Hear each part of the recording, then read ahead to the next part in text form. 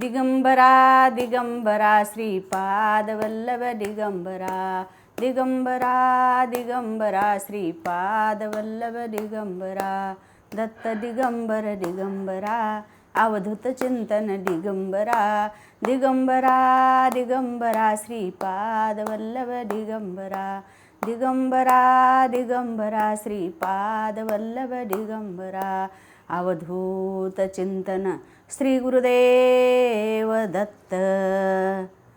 श्री स्वामी समर्थ महाराज की जय। आई राजा उधे उधे बोल भवानी माता की जय। हर हर हर हर हर महादेव। श्री स्वामी समर्थ सर्व भक्तांना। जसं मी आता अगोदर दिगंबरा दिगंबरा श्रीपाद वल्लभ दिगंबरा घेतलं, तसंच श्री गुरुचरित्रातील अध्याय पहिला, श्री गुरुचरित्रातील अध्याय पहिला अध्यायाचं वाचन पारायण ही कथा सांगत असताना अनेक भक्त मंडळी कथा ऐकण्यासाठी बसलेले होते। ज्या वेळेला कथा वाचन करत असतो आपण, ऐकणारे पण पाहिजे आणि कथा वाचणारे पण पाहिजे आणि जो कथा ऐकतात त्यांना समजलं पण पाहिजे। रामायण लावलं, महाभारत लावलं, काशीखंड लावलं, कोणताही जर ग्रंथ पोथी लावले आणि ऐकण्यासाठी आपण गेलो तर आपल्याला ते समजलं पाहिजे। शिव महापुराण अनेक ग्रंथ वाचन करून त्याच्या अर्थासहित सांगतात, पण आपल्याला ते सगळं काही कळलं पाहिजे। मग ते कळत नसल्यामुळं आपलं मनच तिथं लागत नाही। ते सांगणारे सांगतात, ऐकणारे ऐकतात, ज्याला कळतंय त्यांना दुसऱ्याने गर्दा केल्याला सुद्धा सहन होत नाही, आणि ज्याला कळतच नाही ते गर्दा आपोआप बोलत असतो मध्ये मध्ये। आणि त्याच पुराणामध्ये सांगत असतात की बाबा बोलल्यानंतर कोणत्या जन्माला जाते, मध्ये गर्दा केल्यानंतर कोणत्या जन्माला जाते, हे सगळं सांगत असतात। तरी सुद्धा आपलं भान तिकडं नसते, आपलं लक्षच तिकडं नसते, का तर आपल्याला ती कथा समजतच नाही। म्हणून कोणत्या कथेमधलं जेवढं काही समजलं ते मी तुम्हाला सांगण्याचा प्रयत्न करत आहे। कारण तर मी गुरुचरित्राचे पारायण 2 वेळेस माझ्या घरामध्ये झालेले आहेत। एक वेळेस माझा मुलगा केला, एक वेळेस माझी मुलगी केली, आणि तो ग्रंथ माझ्या घरी असल्यामुळं सतत मी त्याला हाताळत असते। म्हणजे मला ज्या वेळेला वाचावंसं वाटलं त्यावेळेला वाचून त्याचा अर्थ समजून घेण्याचा प्रयत्न करायचा। तर जसं मला वाटतंय तसंच नामधारकाला सुद्धा वाटलं। नामधारक एक भक्त होता आणि तो ही कथा ऐकण्यासाठी बसलेला होता। आणि कथा ऐकत असताना ज्या वेळेला ग्रंथाचं वाचन चालू झालं त्यावेळेला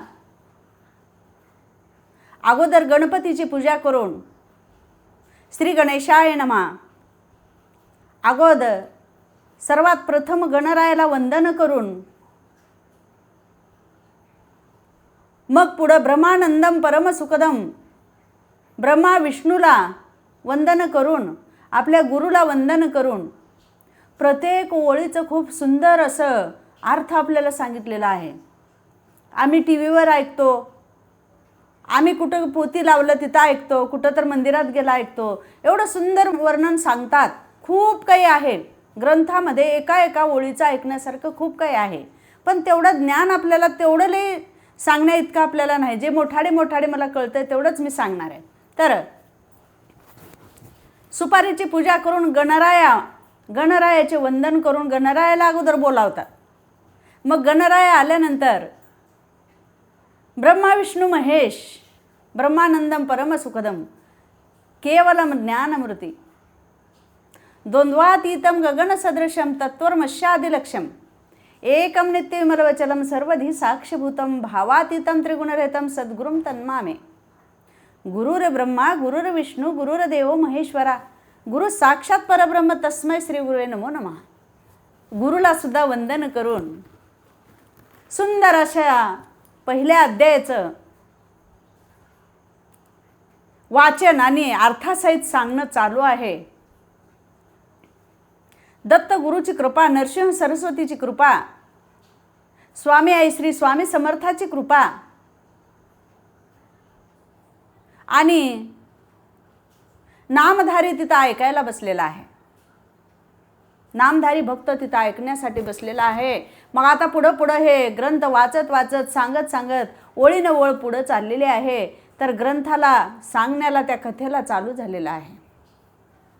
आणि त्या ठिकाणी सर्व देवी देवताला वंदन करून सर्वांना पहिला अध्याय असल्यामुळं सर्वांना वंदन करून, प्रार्थना करून, नियमानुसार सर्व काही करून, मग सर्व देवी देवताची आराधना करून त्यांना बोलावून हे ग्रंथ चालू करत असताना नामधारक अगदी भारावून गेलेला आहे.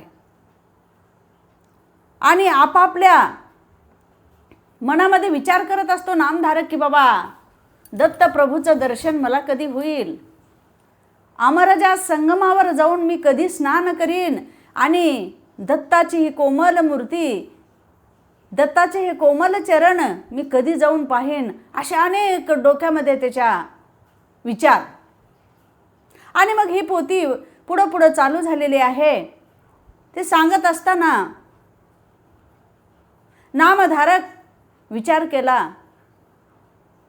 नामधारकाचं लग्न झालेलं, घरामध्ये पती पत्नी, आई वडील, लहान 2 मुलं, हे सगळं काही असताना नामधारकाला वाटलं की बाबा आपण ह्या संसारामध्ये गुणफरण्यापेक्षा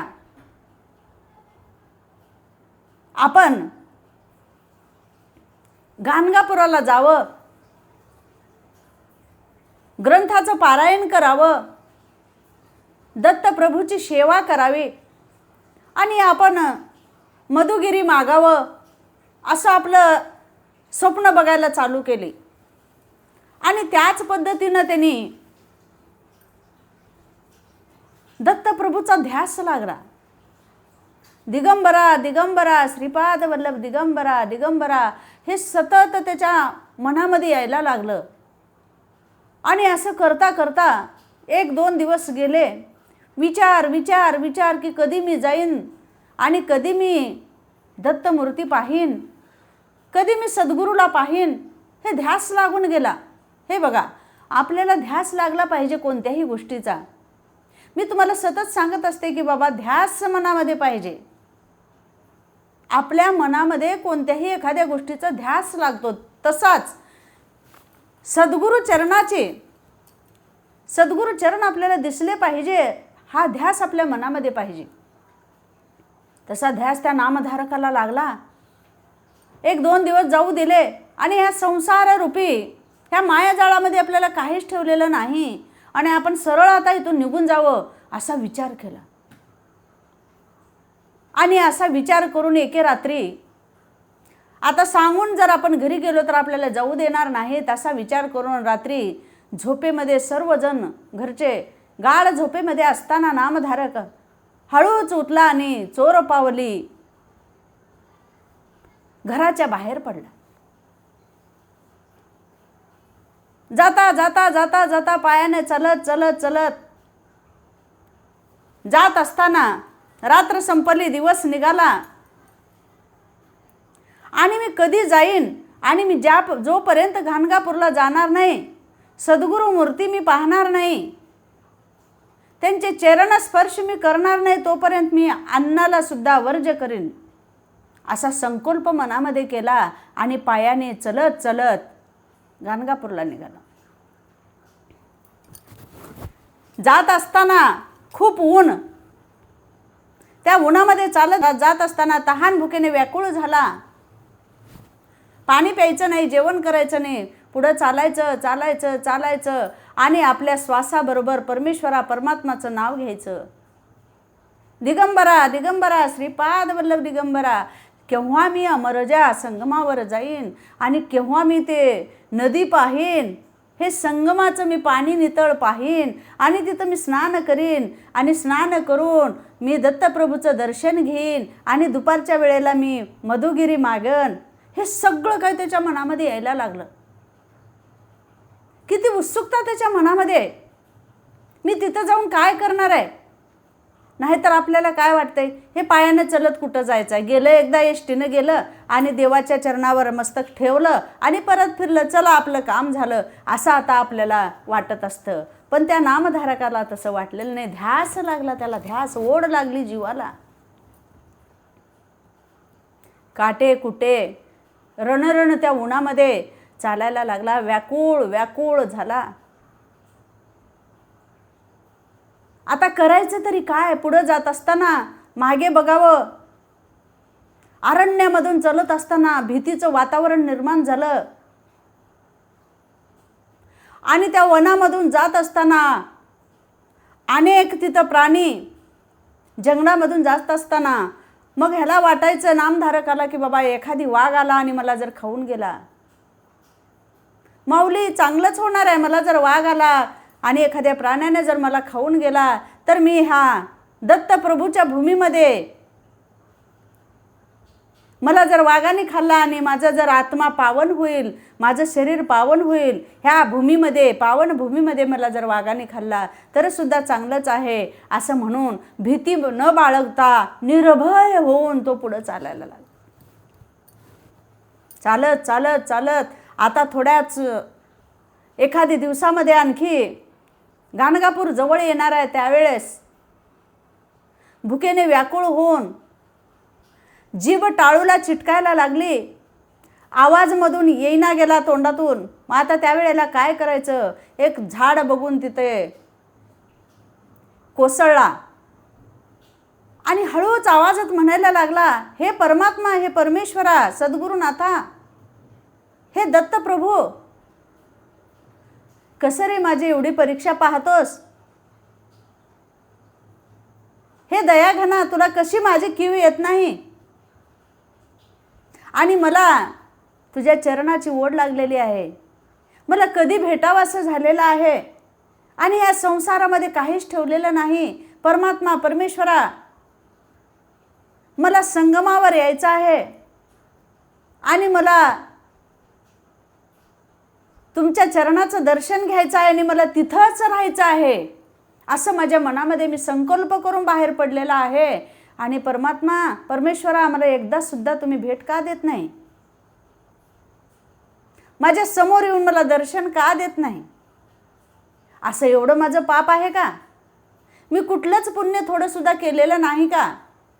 ज्या वेळेला एखादा भक्त तुमचं नाव घेतो त्या ठिकाणी तुम्ही हजर होतात आणि मी एवढ्या उन्हा सावलीत, एवढ्या पायानं रक्तबंबाळ, पाय पाय चलत असताना काटे टोचून माझे पाय रक्तबंबाळ झाले, मी भुकेने तहानेने व्याकुळ झालेला आहो, मला त्याची काहीच पर्वा नाही. पण दत्तप्रभू, मला तुमची ओढ लागलेली आहे. आता मला चालण्याचं होणारच नाही. आता मी पुढं कसं चालणार. असं म्हणून त्या झाडाखाली झोपला. झाडाखाली झोपल्यानंतर दुपारची वेळ, कुणीकडून कुणीच एखादा माणूस सुद्धा नाही. अरण्य असं वन डोंगरामध्ये झोपलेला आणि जवळच आता गाणगापूर येणार आहे. मग त्यावेळेला झोपल्यानंतर त्याला अचानकच बेशुद्ध अवस्थेमध्ये त्या ठिकाणी त्याला काहीच समजना गेलं. नामधारकाला बोलायला येईना आणि काहीच समजना. एवढेच बोलून, एवढी प्रार्थना करून डोळे झाकले आणि त्यावेळेला डोळे झाकल्यानंतर हळूच असं थंड असं झुळूक आली. थंड झुळूक येऊन त्याच्या तोंडामध्ये जी जीभ चिटकलेली होती त्याला असं चांगलं वाटायला लागलं की बाबा थंड वातावरण आलं आणि असं तुळशीचं, चंदनाचं वास आल्यासारखं त्याला सुवास असं यायला लागला. सुवास येत असताना त्यांना स्वप्नामध्ये असं दिसायला लागलं की बाबा आता मी संगमावर गेलेला आहे आणि हे नदी मला दिसत आहे आणि त्या ठिकाणी सर्व भक्त स्नानासाठी आलेले आहेत आणि मी पण तिथं आहे. संगमावर, त्या तीर्थक्षेत्रावर मी आनंदानं स्नान करत आहे आणि दत्तप्रभूचं दर्शन घेत आहे की काय. असं त्याला सगळं काही जाणवायला लागलं, आठवायला लागलं आणि त्याचं मन फ्रेश झालं, शांत डोकं झालं आणि त्याचे पाय जे चालायला येत नव्हते, जे रक्तानं बंबाळ झालेले होते, ते अगदी चांगले असे पाऊलं झाले त्याचे आणि त्याला उठून आता चालावं असं वाटायला लागलं. नामधारक उठले आणि इकडं तिकडं पाहतात तर दत्तप्रभू दिसत नाहीत, ना नदी दिसत नाही, तीर्थक्षेत्र दिसत नाही, काय नाही. मग मी जशी विनंती केली तशी मला दत्तप्रभू मला दर्शन देऊन गेले असं समजून उठून दणदण पळायला लागला, धावायला लागला आणि तसं चलत चलत चलत चलत पुढं जायची ताकद, शक्ती, श्रद्धा, निष्ठा हे उत्पन्न झाल्यामुळं चांगल्या विचारानं तो जाऊन गाणगापूरला पोहोचला. मग गाणगापूरला गेल्यानंतर संगमावर जाऊन संगमावरच्या स्नानाचा आनंद लुटला. मस्त संगमामध्ये स्नान करून तीर्थक्षेत्रावर जाऊन माधवगिरी मागून दत्तप्रभूचं दर्शन घेतले आणि हे पहिल्या अध्यायामध्ये नामधारकाचं नाव हे प्रसिद्ध झालं आणि दत्तप्रभूचा भक्त म्हणून पहिल्या अध्यायामध्ये नामधारकाचं नाव नोंदवलं गेलं. आणि ही कथा पहिल्या अध्यायामध्ये नामधारकापासूनच चालू होते. ज्या वेळेला श्री गणेशाला वंदन करून, आराध्य दैवताला वंदन करून, श्री दत्तप्रभूला, ब्रह्मा विष्णू महेशाला, सद्गुरूला वंदन करून मग पुढे जी कथा आहे ते नामधारकाची आणि अमरजा संगमाची आणि दत्तप्रभूची, नरसिंह सरस्वतीची ही कथा पहिल्या अध्यायामध्ये आहे. गुरुचरित्राच्या पहिल्या अध्यायामध्ये ही कथा आहे नामधारकाची. आणि नामधारक जाऊन आनंदाने दर्शन घेतले आणि ज्या निष्ठेनं आपण आपल्या मनात निष्ठा आणि श्रद्धा जर असली तर आपल्याला काहीच साध्य होण्यापासून राहत नसतं. आणि संसाराची त्यांनी थोडीसुद्धा चिंता न करता रात्रीतून उठून परमेश्वराच्या दर्शनासाठी पाये पाये चलत त्यांनी जाऊन श्री क्षेत्र गाणगापूर येथे वास्तव्य केले. आणि भक्त म्हणून त्यांनी पहिल्या अध्यायापासून नामधारक शेवटच्या अध्यायापर्यंत त्यांचं नाव नोंदवलं गेलेलं आहे. असंच आवडीचे भक्त श्री दत्तप्रभूचे अनेक आहेत. रोज एक अध्यायाचं तुम्हाला मी सांगण्याचा प्रयत्न करते. हाच गुरुचरित्रातला पहिला अध्याय होता आणि मला जे ताकद, जी बुद्धी आणि जे सांगण्याची सुद्धा बुद्धी मला श्री स्वामी समर्थ आईनं दिलेली आहे. आणि मी स्वामी समर्थाचं नाव घेऊन हे सांगण्याचा प्रयत्न करत असते. आणि पहिला अध्याय सर्वांना काही माहितीच आहे आणि तरीसुद्धा माझ्या स्वामी भक्तांना हे छोट्या छोट्या गोष्टी थोड्या तरी माझ्याकडून पोहोचल्या, ह्याचाच मला आनंद वाटणार आहे. ह्याच्यामध्ये दुसरं कुठलंच काही नसताना मी हे सांगण्याचा प्रयत्न करते की माझा स्वार्थ कसलाच नसताना मला वाटतंय की बाबा हे थोडंसं सांगावं. आणि ऐकण्याची गोडी सर्व भक्तांना होत असते आणि मला ते विचारत सुद्धा असतात की बाबा ह्याच्या पुढं काय ताई, ह्याच्या पुढं काय ताई. अनेक कमेंट्स मला येत असतात आणि कुणाला मूल नाही झालं ते सुद्धा सांगतात.